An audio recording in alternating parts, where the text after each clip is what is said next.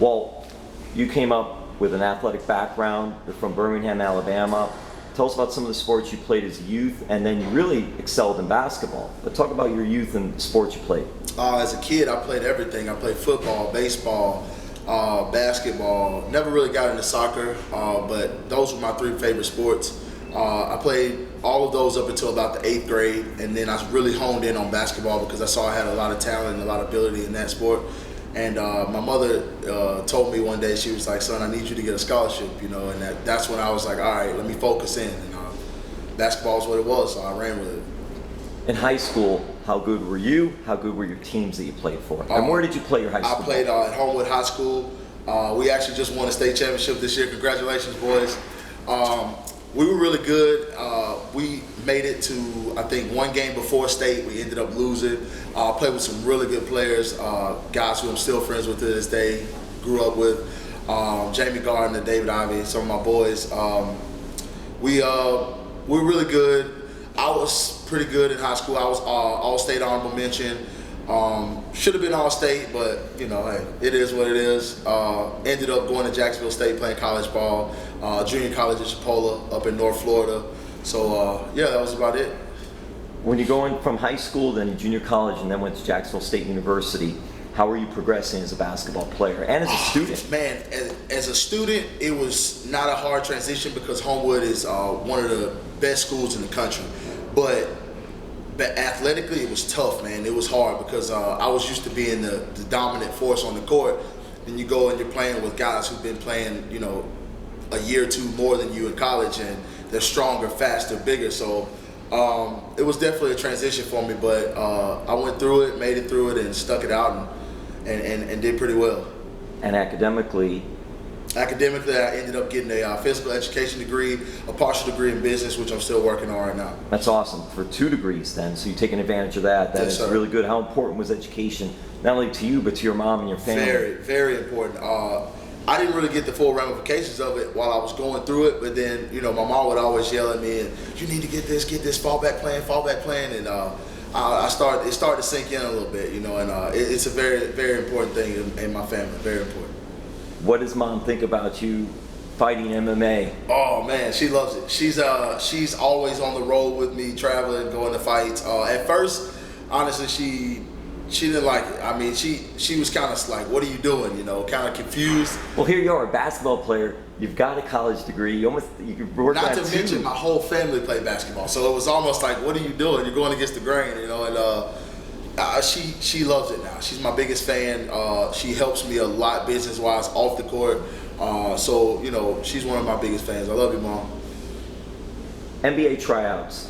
Talk about having a couple of NBA tryouts, because after college, then you decided, hey, I still want to play basketball. Let's see what's Yeah, going that on. was NBA was always my dream. For me as a kid, honestly, it was NBA or bust. You couldn't tell me as a kid that I wouldn't play in the NBA. I played ball every day, worked out every day. So even like summertime, you'd be playing. That's it, travel ball, everywhere. I was everywhere, and it was just one of those things that I thought was gonna happen. And I had a couple of tryouts, a couple of things, fell through, a couple of negative situations I won't go into, but it was a bad time in my life. I actually, took 2 years off after that because I was just depressed. I just lost the only thing that I ever cared about. And that's kind of how I got into fighting. I transitioned into fighting. I took those 2 years off. I had a kid, my 9-year-old son Asa, and I gained a ton of weight. I was doing the daddy thing, and I got up to like almost 295, I think, and I started back training, just working out, running. And an elderly lady came up to me in a gym one day. Where was this at? This was in Birmingham, in Vestavia at Gold's Gym. She came up to me one day. I was sitting on the weight bench. I'll never forget it. And she goes, "Have you ever fought?" And I was like, "Yeah, growing up, like in the neighborhood, whatever." She's like, "No, I mean for money." And I was like, "No, ma'am." She was like, "Well, let me introduce you to someone." She introduced me to my coach, John Dye, and I started taking classes on Saturdays. We literally used to train in a racquetball room.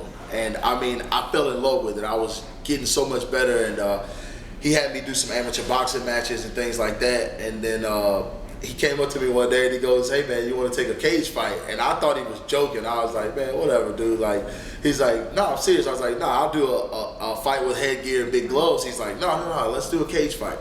So I'm like, "Man, whatever, let's do it." You know, and I took the fight. I ended up fighting one of his old teammates, and I knocked him out in I think 40 seconds, and like shattered his jaw or something.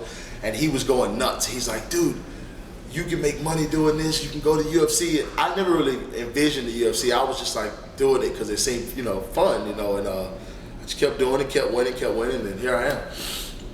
When was it though that you actually got to UFC? And there had to be something. I'm guessing there had to be something, an opportunity, or something happened that opened the door to UFC. Yeah, I was actually 23-1 as an amateur, and you know, people started yelling it then, UFC, and I was like, all right, whatever. And then I turned pro, and then I went like 4-0 as a pro, and my biggest fight before that was like a guy named, forget. That's okay. But I went out to Vegas to fight, and I fought for SEC, and I ended up fighting Anthony Hamilton. He's actually in the UFC now. I fought him for SEC. I ended up winning that fight really quickly, dramatic fashion, and then people started really saying UFC, you know, and I was like, okay, maybe I can really do it, because he was really good. He was like 13-1 at the time, and so I started kind of believing it then. And then, you know, a year went by, I couldn't get any fights. Guys wouldn't fight me outside the UFC, and then the UFC called, and I was like, man, please, you know, be serious, you know. And my manager's like, yeah, it's real. Like, here's the contract. I'm sending it over, and then there it was, man. I was signed with the UFC. What did Mom say when that happened? Oh, she went nuts. She was so happy. She was like probably happier than I was, honestly. Like she was going nuts.